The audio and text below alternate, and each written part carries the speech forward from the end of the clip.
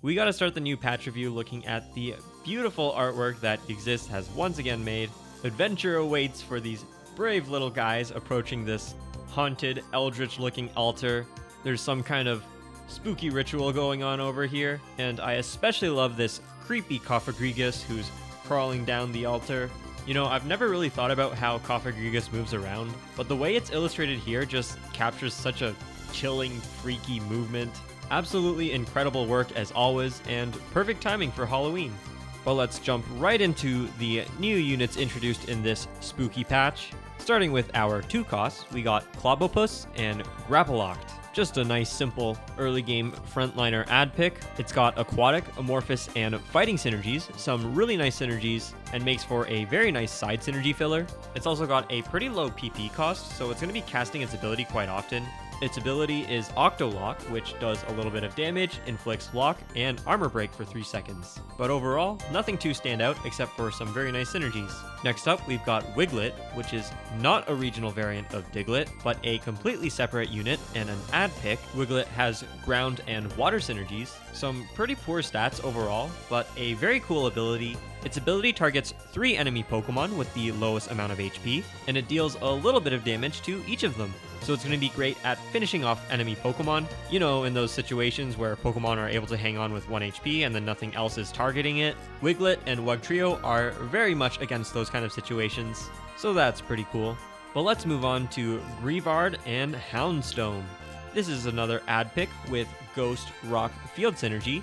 That's a pretty cool combination of synergies that makes Spectrier pretty happy. It's also got decent stats for a frontline fighter, at least for a 2 cost. A very strong ability, but a high PP stat. But that high PP stat is fine thanks to its passive ability, where if an adjacent ally is knocked out, it will gain maximum PP and be able to cast. Its ability does a little bit of damage, as well as inflict the curse status, which is normally obtained from getting Ghost 8, inflicting it on your opponents of course. But with Greavard, you can actually get the status before you have Ghost 8. It's going to take the 10 or 8 seconds for this curse to knock out its target, and it's going to be tricky to have this ability hit the right target. But overall, Greavard can be a fantastic tool to target a specific carry that doesn't have Rune Protect, and potentially scam out a win against an opponent that you normally couldn't beat. It's probably really hard to pull off, but it can happen, and otherwise, it's just a nice synergy filler for all of its synergies. I'm really interested in seeing how well Greavard does in a field team.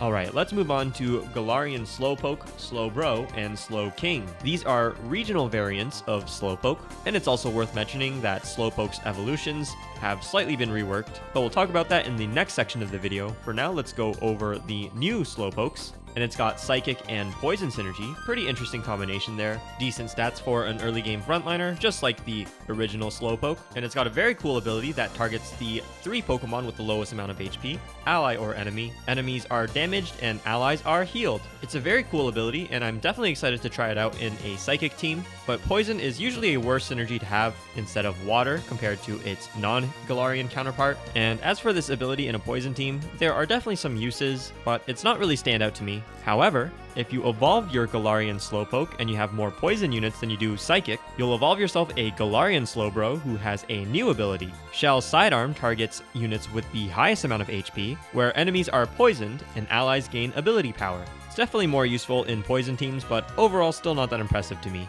In other cases where Psychic is your most dominant synergy, Slowpoke will instead evolve into Slowking, where it has the same ability, but it will gain 3 range instead of 1.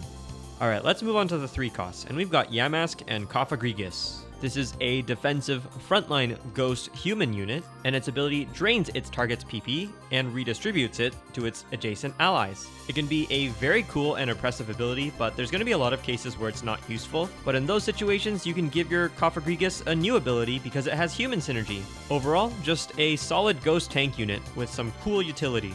Yamask also has a Galarian counterpart, which has Ghost Monster instead of Ghost Human. It also has 2 range, so it's not going to be that supportive tank that Cofagrigus is. But the Galarian Yamask and Runerigus have a pretty cool ability where it will silence its target, and then it deals damage to all enemies that are silenced. A 3-second silence can be pretty oppressive, and the fact that it can deal extra damage to other units that are being targeted by your other ghost units, this isn't exactly something you can fully control, but definitely a nice to have. Overall, both these variants of Yamask are very cool.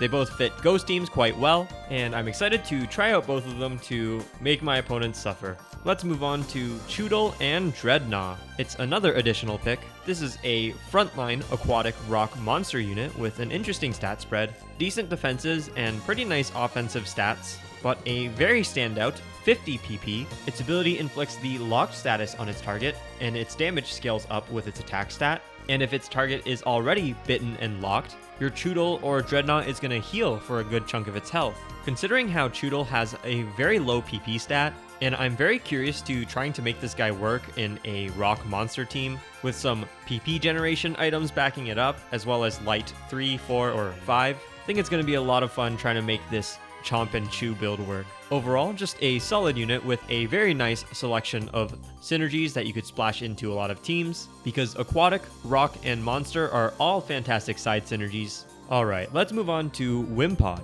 a 4-cost ad pick who has bug, water, and monster synergy. It's a pretty cool combination that we don't see very often.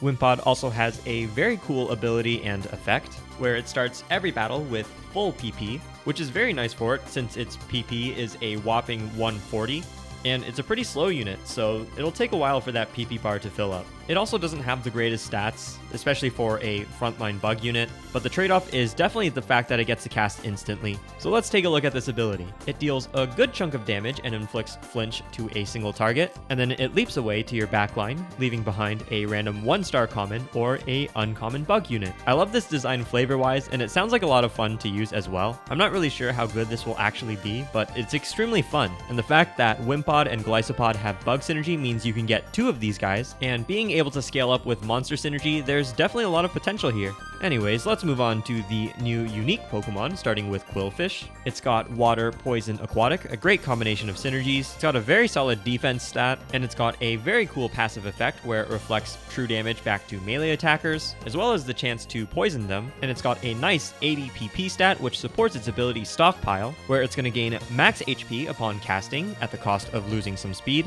And on every 3rd cast, the balloon is going to pop, dealing damage to its target equal to 50% of its max HP, and then it returns to its original HP and speed stats. This is probably my favorite unit out of this patch. I'm really excited to try it out, especially in an aquatic Amorphous team, and I hope I can see it quite literally pop off. Alright, next up we got a pair of Water Wild Pokemon. They're quick frontline fighters. They've got low PP and an ability that scales with their attack stat, and it also steals a bit of its target's speed. And these two fish are competing with each other every time they cast their abilities. Whichever one of your Basculins has a lower attack stat, it will copy the attack stat of its stronger counterpart. So it seems like the best way to play these guys is to put attack damage on one of them, and the other ones, perhaps you want to give it a crit set or speed items, or even tank items. Pretty interesting unit, where one on its own doesn't seem very impressive, but getting 2 of them is a pretty significant boost of immediate power, and if you're playing them in Wild, you're getting 2 3-star Wild units, which is pretty awesome. If only these guys could somehow coexist with Octillery, I think they'd be good friends. Alright, let's move on to a 3rd Basculin. This is a Basculin White, which does not come with any pairs. It is a squishy but strong frontline water ghost unit. Its ability sacrifices a bit of its max HP, but deals a ton of damage and scales up even more depending on the number of fallen allies. And this little guy can evolve even further into Bascu Legion, either the male variant if it's able to pick up 5 kills, where it becomes an even stronger frontline fighter, or the 2-ranged female variant, which is obtained when it's knocked out 5 times, and this version will be able to carry your team from the backline. If you've got good backline items, it might be worth letting your Basculin get knocked out 5 times before you give it those items, but otherwise, this unit could definitely work as a more frontline tanky fighter. Just make sure that you're assessing your items and situations so that you're able to get the form that will best benefit your team. Alright, next up we've got Fluttermane, a ghost fairy fossil Pokemon in the unique pool. It's got fantastic stats for a ranged carry, having 3 ranged, 20 attack, and 59 speed.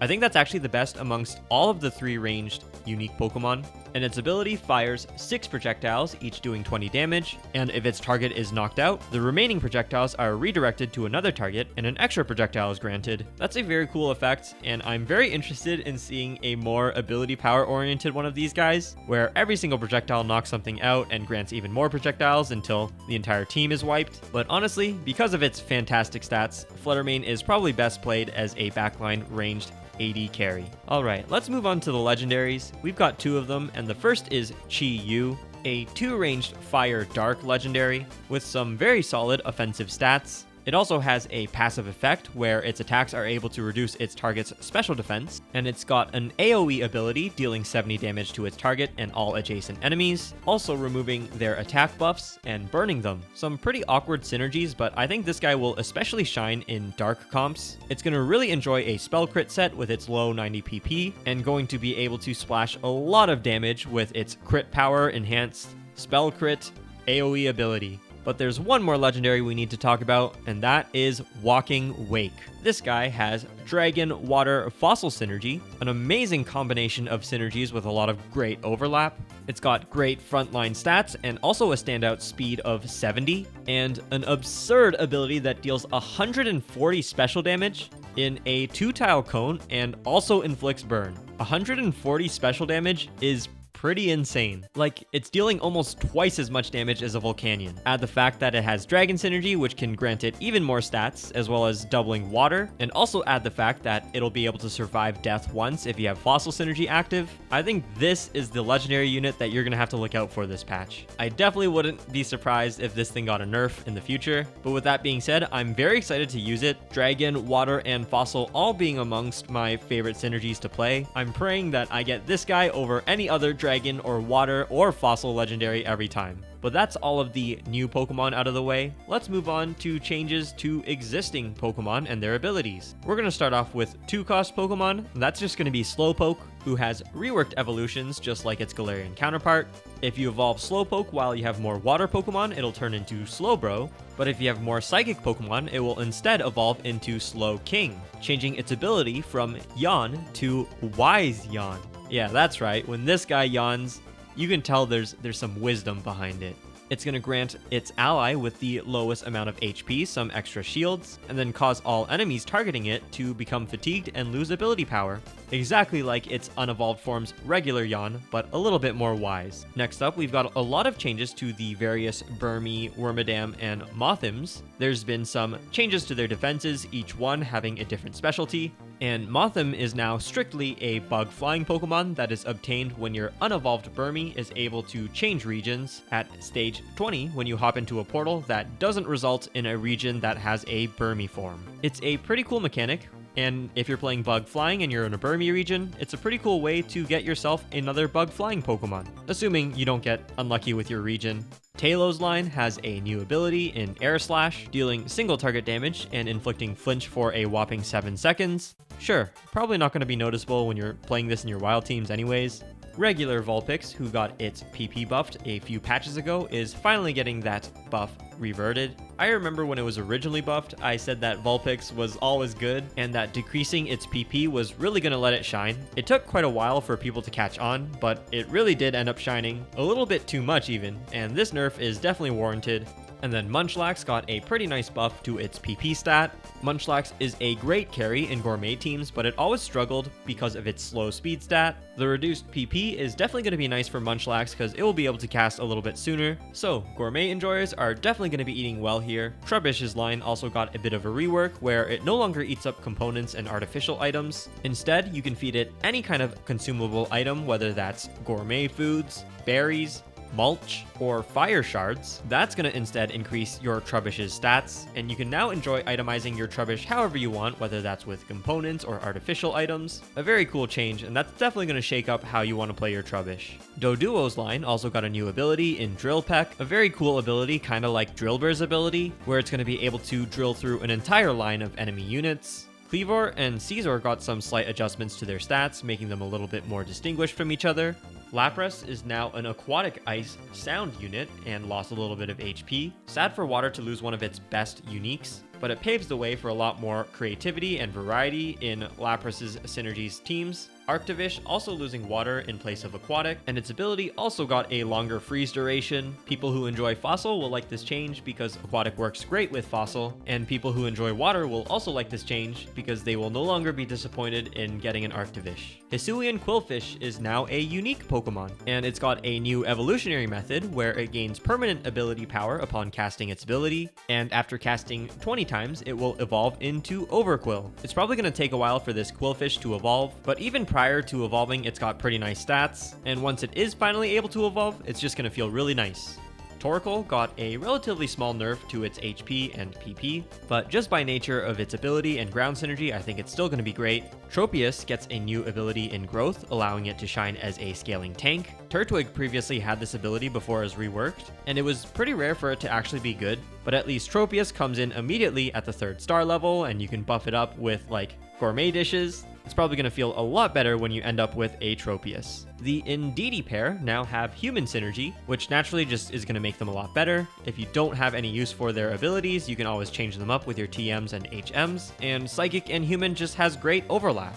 Spiritomb has been reworked. It is now a frontline tank with Rock, Ghost, and Amorphous synergies. It has a new passive effect, which gives itself some shields every time a unit is knocked out, and that's dependent on the number of odd stones you have, which is a new Weather Rock for a Ghost Weather that we'll talk about when we go over changes to synergies, and it's got a very annoying ability where it gains a ton of shields and causes everything within a 2-tile radius to lose PP and become fatigued, and also redirects everything's targeting to itself. This thing is going to be a fantastic stalling tank, especially in Ghost 8 comps, and I think it's also going to be better in Amorphous comps because Rock is pretty easy to get active compared to Dark.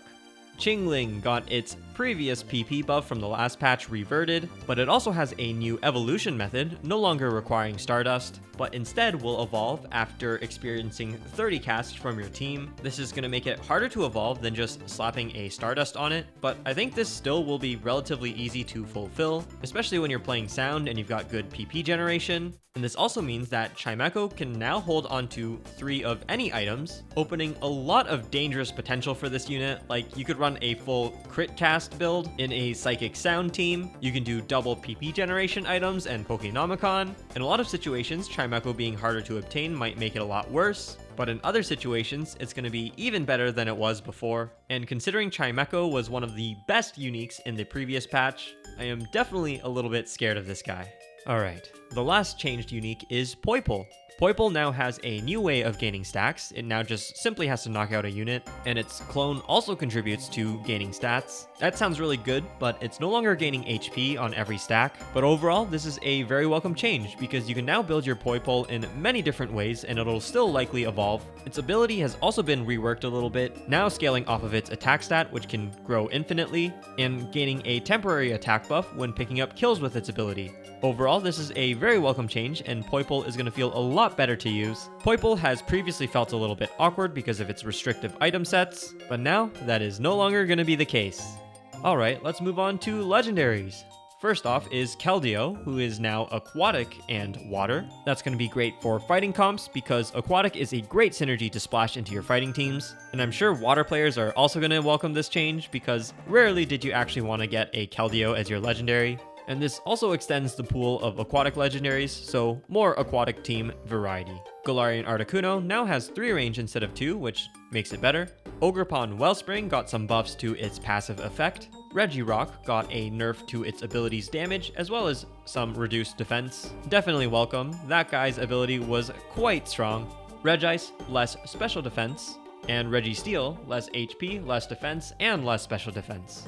Type Null now gains normal synergy and is a legendary Pokemon. Same with Silvally, or Silvally, I don't really know how to pronounce it. And aside from their improved stats, Silvally also has some new items associated with it called Memory Discs. Basically, whenever Silvally unequips a synergy item, you gain a Memory Disc which contains that lost synergy that you can equip back onto your Silvally. The original synergy item that you unequipped can be re-equipped to a different unit, allowing a lot more flexibility with your synergies. Silvally having the normal synergy also gives a lot more potential for the artificial item Silk Scarf. Definitely a pretty nice upgrade for this guy. And finally, Marshadow, who got a slight HP nerf. but its ability is a lot better because it now steals its target's HP, crit, and luck buffs. I suspect we're going to see some very sad monster and amorphous teams in the near future. Alright, now let's look at some changed abilities, at least the ones that we have yet to cover. Earthquake has been renamed to Precipice Blades.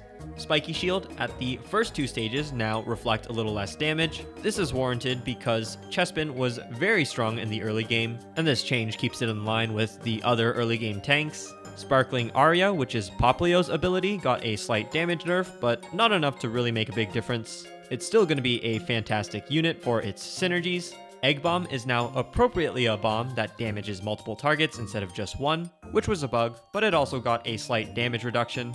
Plasma Fist now heals 30% of the damage dealt. Frost Breath now does a little bit more damage. And Woodhammer, the recoil damage, no longer scales with AP, that just makes it better. Psych Up has been renamed to Disable, which makes more sense for its effect. But what doesn't make sense is that Disable has never been a TM in the mainline Pokemon games. But whatever, we're playing with auto chess rules. Morpeko's Aura Wheel speed buffs no longer scale with AP, which is going to be a pretty big hit for its previously ridiculously fast scaling. And that's going to be all the abilities. Now let's go over the remaining miscellaneous Pokemon changes. All the Galarian legendary birds are now regional variants, meaning you won't see a regular Zapdos in a fighting region. I thought this was already the case, but I guess not. The abilities Teleport and Shadow Punch now work properly with Choice Scarf. That means more build variety, hooray! Comfey will now prioritize being equipped to the strongest ally, so that means hopefully less awkward positioning and no more accidental Comfey equips. Goldango now gains Rune Protect when you are at your max interest level, which means you don't have to maintain 50 gold if you have an amulet coin, but you will have to maintain 60 if you have a Gimme Ghoul coin. Deerling and Sawsbuck now have seasonal variants that change depending on the season in North America. That's some awesome flavor that just makes the game feel a little bit more alive. Porygon is now able to dig ground holes if it copies ground synergy, and also will spawn Flora units when it dies against a Flora team. Arceus and Kecleon slightly reduced appearance rates, and just like the Galarian birds, the Ogerpon variants are all regional, as well as the Tapu unique Pokemon. And that's all the changes to Pokemon and abilities. Let's now move on to synergies. And the biggest change to synergies is that Ghost now has its own weather. If there are 8 Ghost units in play, you can activate Murky Weather, which reduces luck of non-Ghost units by 30, and silence duration is increased by 30%. This is going to allow Ghosts to be even more oppressive than before, with more inflicted silences than ever. Have fun, everyone. Other than that, we've got some very minor buffs to Ground, gaining an extra 8 attack instead of 5 when Ground 8 boards are fully dug. And the pool of artificial items that you can dig up are now limited to the ones listed here. Psychic 6 shops will offer distinct unknowns, and there's also been a small change to the legendary portals, where normal and gourmet symbols will no longer be overrepresented, and baby symbols will not show up at all, because there are no baby legendaries. Alright, now we're going to move on to items. There's not too much changes to items this patch. We do have a new weather rock for the murky weather called the Oddstone, which increases the luck of your team, makes negative statuses 10% shorter, and it makes your units resist the Ghost 8 curse for 1 more second. So a pretty nice way to mitigate the effects of a ghost team in murky weather. There's also a new artificial item called Running Shoes, which gives field synergy, and the unit holding it will gain 5 speed for every tile they move. And although dashes and jumps only count as 1 tile movement, it's still going to be a great item on very mobile units who are able to jump around with their abilities and stuff. And this item also opens up the possibility of Field 9 Bug 2, assuming you are able to get the Running Shoes without artificial active. So that's cool, I'm sure Venipede enjoyers are going to be happy about that. And the only other change to items is that the Shiny Stone now only gives +1 to Light Synergy, instead of the previous +2. This item was just a little bit too strong, especially when you're able to get it from Gyarados. I think it's still going to be a great item, just not as oppressive as it was before. And that's going to be it for items, so now we can go over the remaining miscellaneous changes. There's a new Treasure Town encounter, Makuita, who gives everyone a little ticket that they'll be able to send their units away on a training journey. If you use the ticket on one of your Pokemon, it's going to disappear from play for a number of turns, depending on the strength of the Makuita ticket. The unit's going to return from play with permanently increased HP, attack, and ability power. So getting these tickets is going to be a balancing act of keeping your team strong enough to survive, but also using it on a valuable member of your endgame team, where the permanently increased stats are going to make a positive impact for your team. Do you risk putting it on a unique or legendary Pokemon? Perhaps you've got two 1-star Ultras, and you know you're going to evolve and combine them in the future, so you can afford to send one of them away. And I don't know if this is actually possible, but maybe using it on a Ditto is a cool tech that you could do. And then when your Ditto returns, you can use it to evolve something impactful, and that Pokemon will gain the increased stats. Overall, Makuita is a very cool town encounter that creates some new problems to solve. Other than that, there's still a bunch of other changes, a bunch of small tweaks to gameplay, and a lot of UI changes. I don't think it's necessary to talk about everything, but I do want to highlight the new UI, where the tooltips actually show the HP and PP as bars. All of a unit's stats with their items are always visible, even in the preparation phase. And any Pokemon where you need to pay attention to ongoing counters, for example, eggs which hatch in 5 turns, or Poipole who can gain permanent stacks to evolve, those counters are now going to be visible in a unit's tooltip. Another really fun change is that units now perform their emote when you click on them. Very minor, but amazing addition to the game. And everything else I'll just put up on the screen right now. You can pause and read if you'd like. There's also been a ton of bug fixes by a very diligent member of the community. A lot of really hard work has gone on for this patch, and I'm really excited to keep playing it. And with all of that being said, that's going to mark the end of our patch rundown. Stay safe from all of those spooky ghosts, and I'll see all of you in the next game. Take care.